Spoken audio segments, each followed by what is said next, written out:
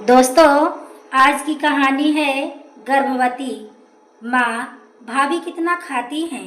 उनकी थाली देखकर मुझे चक्कर आने लगते हैं। पूरी भरी हुई थाली खाना खाती हैं, कैसे पचा लेती हैं इतना सारा कुछ। मुझसे तो खाया भी नहीं जाता इतना सारा खाना। जब देखो तब उसका मुंह चलता ही रहता है, बस सूखी हड्डी की तरह है। देखने से तो पता नहीं चलता कि कुछ खाने को मिलता नहीं है। क्या करूं बेटा, जब से तेरी भाभी आई है इस घर में, तब से आए दिन किचन के सामान खत्म ही हो जाते हैं। इतना ही नहीं, एक भी फेरी वाले को वह दरवाजे से जाने नहीं देती है। तुरंत लार टपकाते हुए पहुंच जाती है। अभी परसों ही देख ले, आइसक्रीम की आवाज़ सुनते ही मेरे पास आकर तुरंत बोलने लगती है, माँ जी आइसक्रीम खिला दीजिए, बहुत ही मन कर रहा है खाने का। विमला जी और ननद उमा की बातें सुन करीना रोने लगती है। वह दोनों के लिए चाय लेकर जा रही थी। दरवाजे पर यह दोनों की बातें सुन उसकी आंखों में आंसू आ गए। सरासर झूठ बोले जा रही थी। उसके साथ विमला जी, करीना की शादी को 1 साल हुए थे, वह 5 महीने की। अभी वह गर्भवती थी। ऐसे में तो कितना मन होता है कुछ भी चटपटा खाने का, लेकिन डर के मारे करीना कभी भी अपनी सास विमला जी से कुछ भी नहीं कहती थी, क्योंकि अपनी सास के बारे में अच्छी तरह से जानती थी। करीना की माँ जरूर बेटी को बार बार उसकी इच्छा पूछती रहती हैं और उसके हिसाब से करीना को कुछ न कुछ भेजती थी। लेकिन कभी भी विमला जी ने करीना से यह नहीं पूछा कि उसका क्या खाने का मन है और क्या मन कर रहा है। ऊपर से सास है कि करीना के खाने पर नज़र बनाए लगाए बैठी रहती थी। और अब सोने पर सुहागा। करीना की ननद उमा 10 दिन के लिए मायके आई थी। अब दोनों ही माँ बेटी को भरपूर करीना की शिकायतें करने को मिलता था। 1 साल में पहली बार करीना ने बिमला जी से आइसक्रीम मांगा था, जिसे भी बढ़ा चढ़ाकर बिमला जी ने अपनी बेटी को ऐसे बताया जैसे करीना रोज रोज उसके कोई ना कोई डिमांड करती रहती है। अपने आंसुओं को पोंछते हुए करीना दोनों माँ बेटी को चाय देने के लिए गई थी और धीरे से बिमला जी से कहा, माँ जी पिछले 1 साल से मैंने एक बार आइसक्रीम आपसे मांगा था और कहाँ मैं हर फेरी वालों को बुलाती रहती हूँ। अच्छा तो बहू तुम बातें छुप कर सुन रही थी, यह भी अच्छा है। तुम्हारे अंदर बहुत बढ़िया। क्या भाभी, आप तो सर्वगुण संपन्न निकली। आप हम माँ बेटी की बातें सुनने लगी हैं। बेचारी करीना चाहकर भी कुछ नहीं बोल पाई और रोते हुए जाकर अपने कमरे में लग गई। 10 दिन के लिए मायके आई थी। एक डर यह भी था कि बढ़िया बढ़िया बनाकर भी खिलाऊं, नहीं तो फिर उसकी माँ के संस्कार पर भी उंगली उठाने लगेंगे। कुछ बनाने भी नहीं सिखाया, इसलिए उसने उमा के लिए पनीर की सब्जी बनाई। दोनों ही माँ बेटी खाना खाने बैठी। ननद को सब्जी बहुत अच्छी लगी। उसने कह दिया, वाह भाभी, वाकई में सब्जी तो आपने बड़ी ही अच्छी बनाई है। पहली बार ननद के मुंह से तारीफ के 2 शब्द सुनकर मुस्कुराई थी करीना। हाँ दीदी, मैंने आपके लिए ही बनाई थी। अच्छा बहू, मन तो तुम्हारा किया होगा और नाम ले लेती है मेरी बेटी का। अब तो तुम्हारे लिए बहुत ही अच्छा है। 10 दिन रहेगी और 10 दिन उसके नाम पर तुम अपनी पसंद के पकवान बनाकर खाती रहना और नाम लगाना मेरी बेटी का ना। क्या बात है, बड़ी चतुर हो तुम। एक बार फिर से करीना के ताने मिले।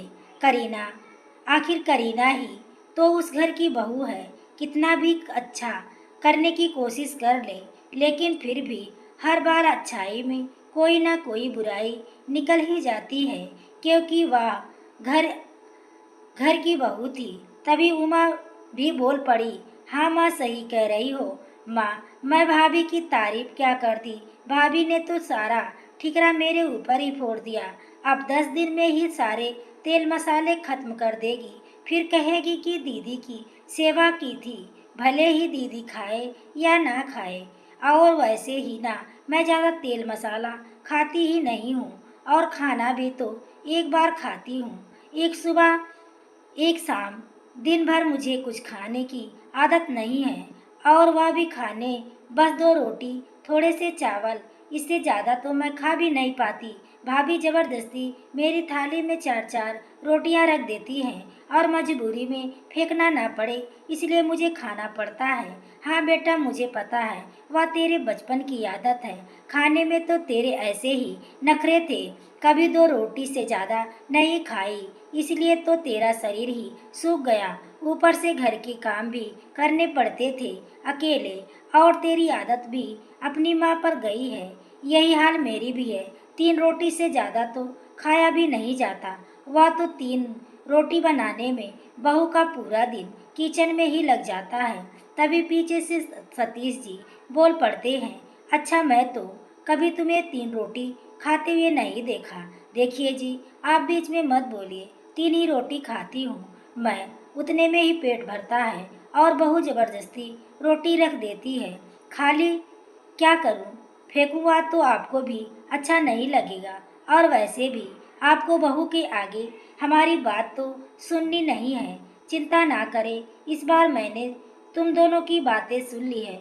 बहू, एक काम करो, तुम्हारी ननद 2 रोटी खाती है, और वह भी दिन भर में एक ही बार खाती है। दिन भर उसे कुछ खाना नहीं होता है, और सास तुम्हारी 3 रोटी खाती है। तो एक काम करना, कल से इन दोनों माँ बेटी के लिए 5 रोटी बनाना, बाकी मेरा रवि की और अपना खाना अच्छे से बना देना, लेकिन यह माँ बेटी की 5 रोटी ही बनाना। अब सतीश जी के आगे बिमला जी कर भी क्या सकती थी, कुछ बोल ही नहीं पाती थी। उस घर में उसकी ससुर सतीश जी के, जो करीना के सपोर्ट में रहते थे, रवि और सतीश जी के सामने बिमला जी और उमा करीना को कुछ भी नहीं बोलती थी। और वैसे भी सतीश जी करीना को बहुत ज़्यादा मानते और बेटी की तरह प्यार करते थे। उन्हें अपनी पत्नी और बेटी की हरकतें भी पता था। कहीं ना कहीं सतीश जी बिमला जी और उनकी बेटी उमा की बातें सुन लिया करते थे, इसलिए बीच में आकर ही बोल पड़े।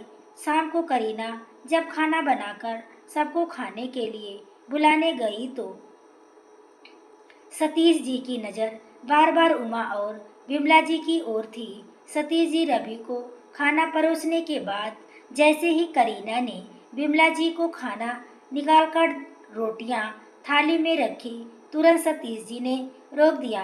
अरे अरे, क्या कर रही हो बहू, 3 ही रोटी से ज़्यादा नहीं खा पाती है, 1 रोटी एक्स्ट्रा तुमने डाल दी है, अब उसको जबरदस्ती खाना पड़ेगा। फेंक भी तो नहीं सकती, क्योंकि मुझे बुरा लगेगा। तुम्हें बोला था ना, गिन के 5 रोटी ही बनाना, फिर भी तुमने 4-4 रोटियां बचा दी। एक काम करो, या 1 रोटी निकाल कर मुझे दे दो, मैं खा लूँगा। बिमला जी मुंह बना ली। 3 रोटी से भला उनका पेट कहाँ भरने वाला था। उन्होंने तो बातों ही बातों में बोल दिया था। उन्हें क्या पता था कि सच में 3 रोटी ही खाने को मिलेंगे। अब दोबारा से वह रोटी सबके सामने मांग कर भी तो नहीं खा सकती। और ठीक वैसे ही 2 रोटी और थोड़े चावल उमा की थाली में गई। उमा उतने में ही दिखावा किया कि उसका पेट भर गया है, लेकिन आगे तो दोनों ही माँ बेटी की निकल रही थी। रात को तो जैसे तैसे गुजर गई। अगले दिन सुबह सबको चाय मिली, लेकिन आज पहली बार ऐसा था कि उमा को बस खाली चाय ही मिली थी। उसके साथ ना बिस्किट, ब्रेड पकौड़ा कुछ भी नहीं थे, क्योंकि उन्होंने ही बोला था कि दिन भर उसे कुछ खाने की आदत नहीं है। इसलिए सतीश जी उमा के साथ साथ उसकी बातों में हाँ मिलाने वाली बिमला जी को भी चाय भिजवाई थी। रात को ऐसे ही पेट नहीं भरा हुआ था। सुबह बस एक कप चाय मिल गई, और उठ के मुंह में जीरा के बराबर भूख से दोनों ही माँ बेटी की हालत खराब थी। ना उमा बोल पाती थी माँ भूख लगी है, और ना ही बिमला जी कुछ बोल पा रही थी। करीना ने सुबह का नाश्ता बनाया तो सतीश जी और रवि को देखकर जब बिमला जी और उमा से पूछने गई तो सतीश जी वहीं हाल में सोफे पे बैठे हुए लगातार दोनों को देख रहे थे। सतीश जी को अपनी ओर देखता हुआ देख उमा ने मना कर दिया। बिमला जी ने भी कहा, नहीं बहू, मेरा पेट भरा है, सीधे खाना ही खाऊंगी। इतना सुन सतीश जी मन ही मन मुस्कुरा रहे थे। ननद जी को अच्छी तरह से समझ रहे थे कि भूख के मारे दोनों का हालत खराब है, लेकिन कहे तो कहे कैसे। दोपहर के 12 बज रहे थे। उमा भी लगातार पानी पीकर रह रही थी और बिमला जी पति के आगे लाचार बैठी बेटी के लिए उन्हें बहुत ही बुरा लग रहा था। बुरा सतीश जी को भी लग रहा था, लेकिन वह बस इसलिए इस बात की जिद पकड़ लिए थे कि हर बार माँ बेटी का यही होता था। दोनों ही मिलकर करीना का जीना हराम कर दिया था। इतनी छोटी सोच की दोनों करीना के खाने पर नजर रखती थी। बस इसी छोटी सोच की वजह से सतीश जी दोनों ही माँ बेटी को सबक सिखाना था। खाना का टाइम हुआ और खाना भी सबके आगे आ गया। फिर से वही सब कुछ दोहराया गया जो रात को हुआ था। सतीश जी की नज़र लगातार बिमला जी और उमा की थाली पर थी। इस बार भी उमा को 2 रोटी चावल और बिमला जी को 3 रोटी मिली। बाकी जितनी भी रोटियां बची थी सतीश जी ने रवि को दे दिया, करीना को दिया और बाकी सारी बची हुई खुद जबरदस्ती खा गए। एक भी रोटी बचने नहीं दिया। एक्स्ट्रा माँ बेटी चुपचाप खाकर उठ जाती है। दोपहर में दोनों ही कमरे में बैठी बातें कर रही थी। उमा सोने का नाटक कर रही थी। तभी से बिमला जी ने कहा, बेटा नींद नहीं आ रही है?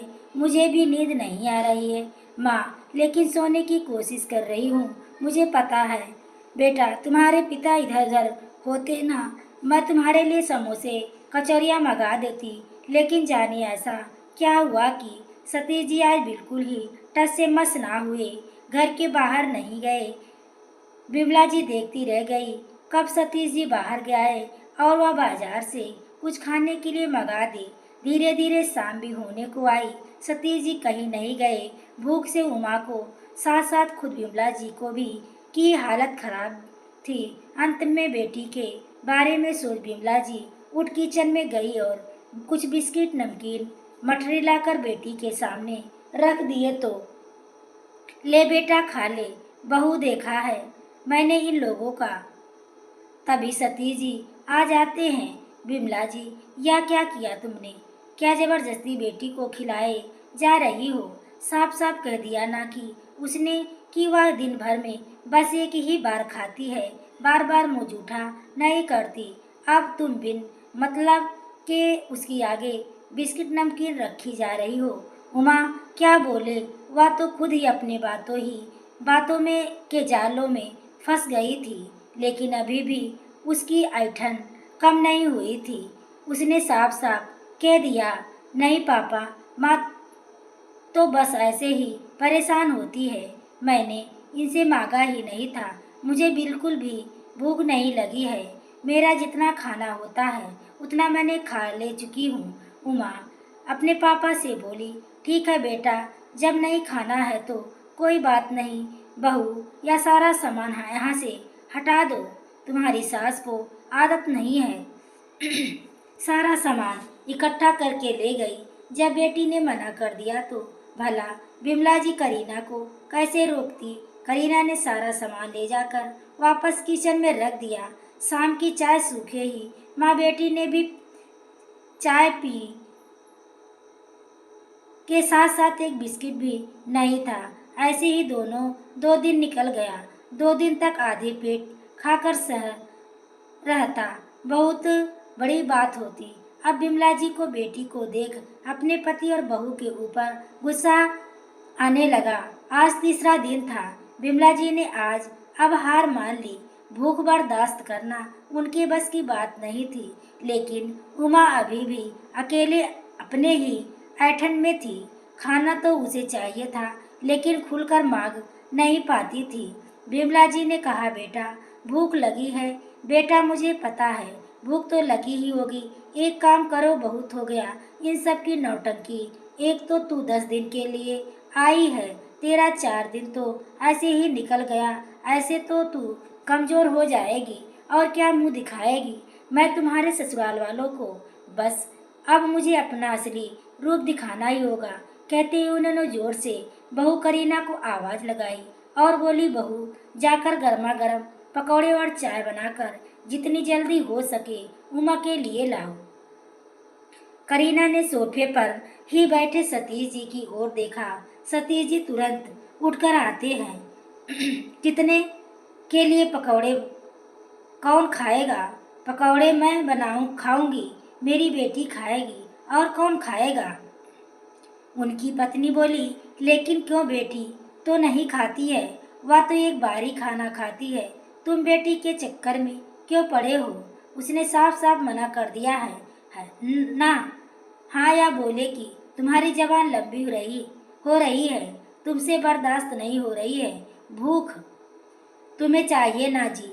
बोले, हाँ हाँ मुझे चाहिए और मेरी बेटी को भी चाहिए। क्या कर लोगे? आप इंसान है तो खाएंगे ना। ऐसे ही कौन सा हवा कोई पीता है? 2 रोटी खाकर रहा जा सकता है?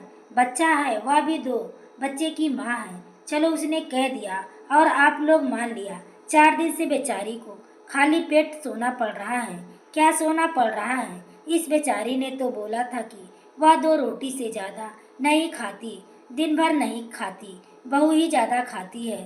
तो फिर तुम लोगों को भूख कैसे लग गई? तुम लोग तो हवा पीते हो। लेकिन जी देखिए जी, अब मैं आपसे ज़्यादा बात नहीं करूँगी।